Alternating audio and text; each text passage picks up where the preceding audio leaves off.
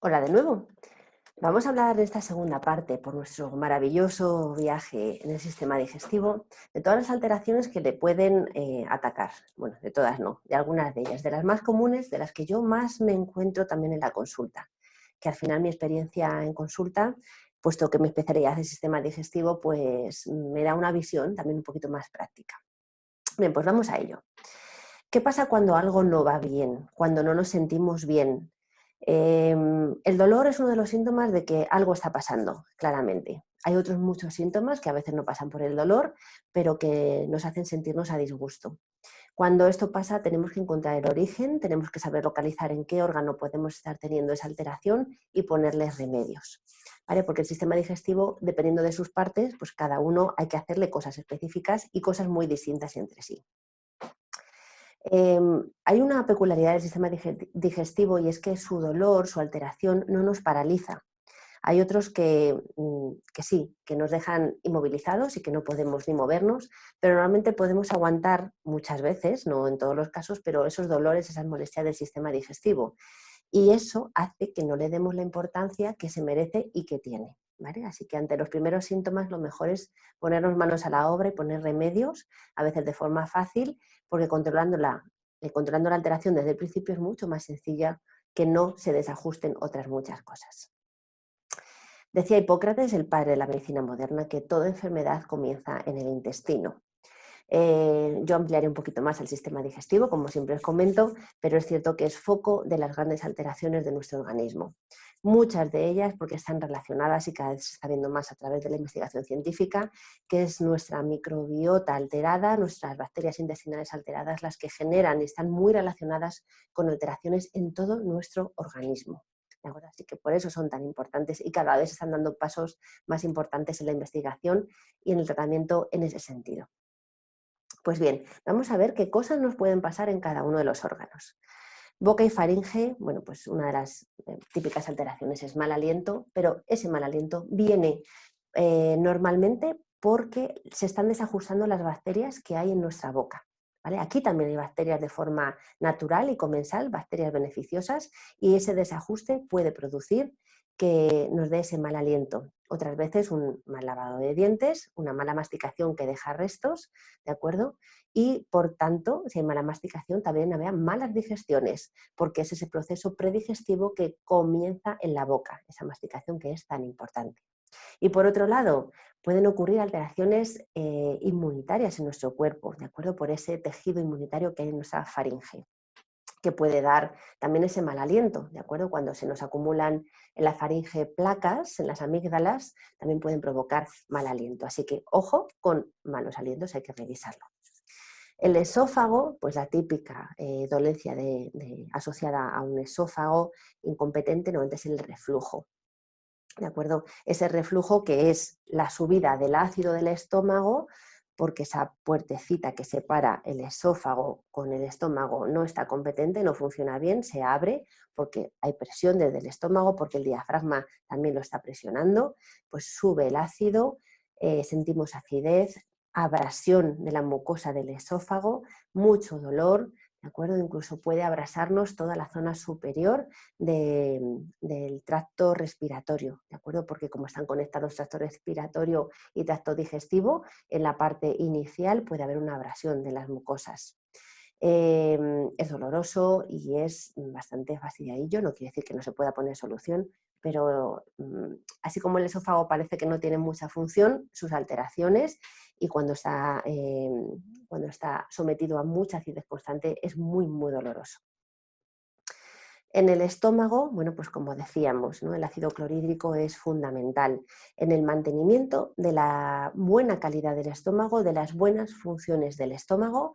Y bueno, me anticipé y os conté la prueba del bicarbonato antes, cuando hablaba de la fisiología del estómago, así que ya sabéis cómo detectar nuestra cantidad de ácido, si es correcta o no, a través de esa cucharadita de bicarbonato ingerida.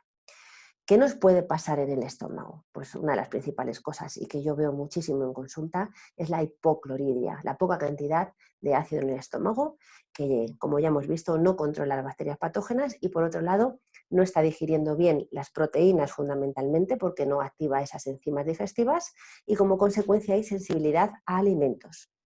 ¿De acuerdo? Porque esas proteínas se consideran que son agentes extraños que están invadiendo nuestro cuerpo por el simple hecho de que no están bien digeridas. Nuestro cuerpo entiende unidades chiquititas y elementales, no cosas grandes, enormes, que están pasando a través de nuestro cuerpo y llegan a la sangre. Esta alteración del ácido clorhídrico, entre otros motivos, es el causante de que se active y sobrecrezca el Helicobacter pylori, ¿de acuerdo? Y de esa molestia tan grande y esas consecuencias tan importantes como puede tener un sobrecrecimiento del Helicobacter pylori.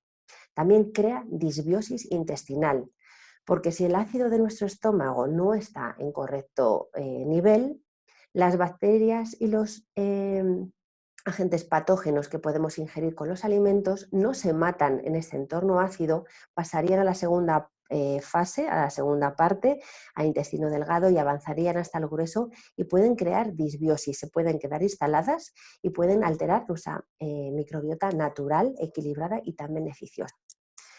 Y otra de las alteraciones más físicas de nuestro estómago sería la hernia de hiato, ¿de acuerdo? Que es esa subida como un pequeño globito de nuestro estómago que se mete entre el diafragma, sube y da esas molestias y normalmente es el causante de esa acidez, de ese reflujo, ¿de acuerdo?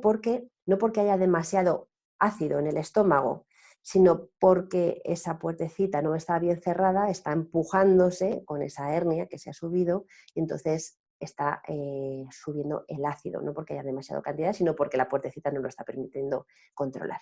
¿De acuerdo? También lo veo bastante en consulta. De esto os he puesto en rosa para diferenciar un poquito todas las que veo de una forma repetida y abundante en consulta para que veáis un poquito la incidencia, ¿no? En el intestino delgado, bueno, pues veo mucha incidencia y hay mucha incidencia relacionado con las tres partes fundamentales que tenemos en nuestro intestino.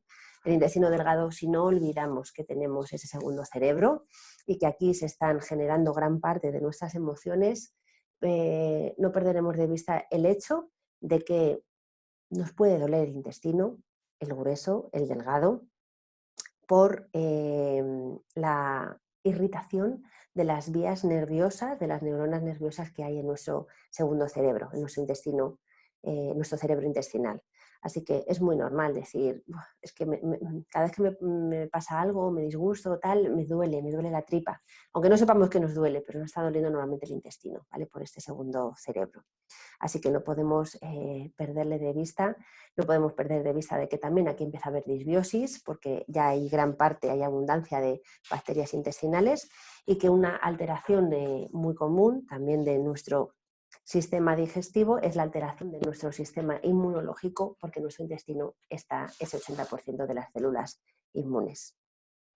¿Qué pasa en el intestino? Nos duele. Normalmente hay mucho dolor, es un causante de dolor brutal. Os lo digo por propia experiencia. A veces es insoportable el dolor intestinal. Hay gases, hay hinchazón que incrementan la distensión, que incrementan ese dolor, que crean inflamación crónica, que nos someten a diarrea o estreñimiento, dependiendo de las épocas, dependiendo de las personas.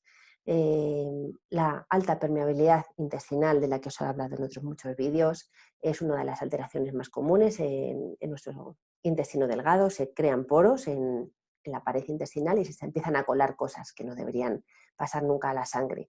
Nuestro sistema inmune empieza a reaccionar frente a estas cosas que no deberían pasar por estos agujeros y se crea una hiperreactividad del sistema inmunológico, dando lugar a enfermedades autoinmunes tan importantes y tan contundentes en nuestro organismo.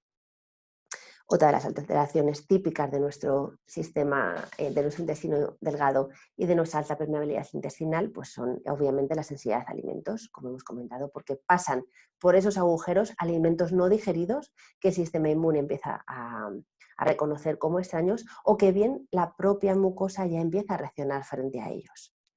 Otras alteraciones muy limitantes, enfermedad de Crohn, la celiaquía, como la alergia al gluten, y hernias y úlceras intestinales, ¿de acuerdo? También aquí nos podemos herniar, también puede haber ulceraciones y son dolorosas, pueden ser sangrantes, bueno, dolor, mucho dolor, mucha inflamación. La idea es llevar un buen estilo de vida saludable, como os comentaré al final, que es la clave de que nuestro intestino funcione correctamente. Vamos a ver cómo hacerlo. Nuestro intestino grueso, ese gran almacén de bacterias, que cuando se desequilibran son el origen de un gran número de enfermedades, de un gran número de patologías y de alteraciones. Hay inflamación, ¿vale? Cuando el intestino grueso está alterado, sea por el motivo que sea, hay inflamación, hay distensión abdominal también, hay mucho dolor. Hay disbiosis, colitis ulcerosa, es una también de las patologías, diverticulitis por mal tránsito, ¿de acuerdo? Por el envejecimiento de las células. Algo que veo muy frecuentemente en consulta es la incompetencia de la válvula ileocecal, esa puertecita que separa intestino grueso y delgado, que separa la parte donde se están digiriendo y absorbiendo fundamentalmente los nutrientes de la parte que ya empieza a tener contenido fecal, contenido en descomposición por las bacterias, que está terminando de digerirse por ellas, pero que el contenido ya en putrefacción, en descomposición, pase hacia arriba porque esa válvula esté abierta, hace que se contamine esa parte limpia donde estamos absorbiendo, con lo cual estemos teniendo la capacidad de absorber sustancias tóxicas y sustancias en putrefacción. Mientras que cuando ocurre lo contrario, que del contenido del intestino delgado pasa hacia el grueso, son alimentos que están todavía en digestión, que son alimentos ricos con nutrientes que están alimentando las bacterias patógenas y lo que se crea es una disbiosis, ¿de acuerdo? Así que la competencia, el buen orden de la válvula ileocecal es fundamental, aparte de que provoca muchísimo dolor local en esa zona de nuestra cavidad inferior abdominal, ¿vale? Es como un poquito encima de la cresta ilíaca, de nuestra cadera derecha, y irradia normalmente hacia la zona lumbar, creyendo que tenemos lumbalgia si lo que tenemos es un problema de la válvula ileocecal. Aparte de dolores, no os podéis imaginar hasta dónde, ¿vale? Por tensión de fascia puede llegar a doler hasta la cabeza y creando cefaleas. Enfermedad de Crohn, inflamación, diverticulitis, he repetido aquí algunas, no me estoy dando cuenta, obstrucción intestinal, neoplasias de colon y de recto en estados muy avanzados, hemorroides, ¿vale? Son todo alteraciones posibles en nuestro intestino grueso. De nuestras glándulas anejas, pues por supuesto no nos podemos olvidar porque también puede haber alteraciones tan importantísimas y tan limitantes, incluso mortales, como puede ser una pancreatitis, una hepatitis, una cirrosis, ¿de acuerdo? Son enfermedades muy importantes. Un hígado graso por acumulación de exceso de grasa en nuestro hígado, piedras en la vesícula que la taponan, que pueden tener que eliminarse. Bueno, no nos olvidemos de ella. También causan mucho dolor, causan toxicidad inmensa al cuerpo cuando no funcionan bien. Así que no olvidémonos de ellas, aunque no estén en nuestra mente todos los días de nuestra vida. Y bien, ¿qué podemos hacer? Que realmente es de las partes más interesantes. Bueno, pues tenemos muchas herramientas que hacer para llevar un estilo de vida saludable y para tratar de equilibrar nuestro sistema inmunológico, nuestro sistema digestivo, perdón. Pero hay que entender qué lo altera, ¿vale? Este estilo de vida saludable viene a compensar cosas que estamos haciendo en nuestra vida y que nos alejan del estilo de vida saludable. De manera que, como muchas veces os digo, es casi más fácil quitar que poner. No va tanto de hacer cosas, va mucho más de dejar de hacerlas. Porque cosas que hacemos que desequilibran, que nos llevan a un estilo de vida muy poco saludable, si dejamos de hacerlas, nuestro sistema se autorregula y nos lleva al equilibrio. ¿Qué nos desequilibra? Pues una alimentación rica en azúcares, más que rica en exceso. Nos están intoxicando con la cantidad de azúcares y harinas refinadas que hay en muchísimos productos, sobre todo en los productos ultraprocesados. Alejémonos de eso y quitando los azúcares y las harinas refinadas de nuestra vida, ¿vale? Los azúcares refinados y las harinas refinadas, os diré que ganáis en un 50% de salud y de equilibrio digestivo. Hay un exceso en consumo también de carnes rojas. Carnes rojas que, por desgracia, bueno, pues, vienen de animales alimentados con piensos cargados de antibióticos. Antibióticos que crean resistencia en nuestras bacterias, que crean disbiosis y que bueno, pues nos predisponen también a una inflamación crónica. La alimentación artificial. Yo siempre digo que a veces comemos cosas comestibles, pero no estamos comiendo alimentos. Estamos muy alejados de lo que sería una alimentación local, de temporada, fresca, natural, que cocinemos en casa, que dejemos de comer y comprar productos ultraprocesados en el supermercado, que son muy rápidos, son muy fáciles de hacer, pero están cargados de tóxicos, de aditivos, de harinas, de azúcares. ¿De acuerdo? Nos aleja mucho esa alimentación artificial de un estado de equilibrio. Hay, por otro lado, un desequilibrio muy grande entre la cantidad de omegas 3 y omegas 6 en nuestra alimentación, que nos predispone a estados inflamatorios, que es la base de toda enfermedad. ¿De acuerdo? Tenemos que tener un equilibrio sutil. No es que haya que tener solo omegas 3, ¿vale? Y desdeñar los omegas 6. No, los omegas 6 también son importantes, pero tienen que estar en un equilibrio, normalmente de 3 a 1. 3 de omega 3, 1 de omega 6. También he hablado de ellos en alguna otra charla, ¿vale? En nuestra charla de dieta antiinflamatoria. Hacemos un abuso de productos ultraprocesados y comestibles, de cosas comestibles, no de alimentos. Estamos cargados de estrés, cargados de situaciones emocionales que nos desequilibran, que crean inflamación, que son la base de un desequilibrio de todo nuestro sistema. Abusamos del alcohol, abusamos de antibióticos y de otros medicamentos, en concreto los AINES, los antiinflamatorios no esteroideos, son una bomba de relojería para nuestro intestino. Son el motivo directo, en parte, de la permeabilidad intestinal. Los tóxicos y la contaminación a los que estamos expuestos, que nos rodean, pues también son motivo de desequilibrio, obviamente. Tóxicos químicos, alimentarios, como pueden ser aditivos, biológicos, radiaciones, etc.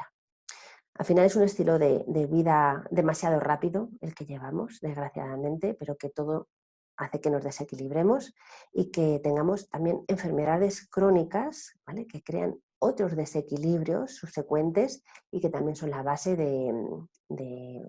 bueno, pues de otro tipo de enfermedades, ¿vale? Enfermedades crónicas suelen crear otro tipo de enfermedades asociadas.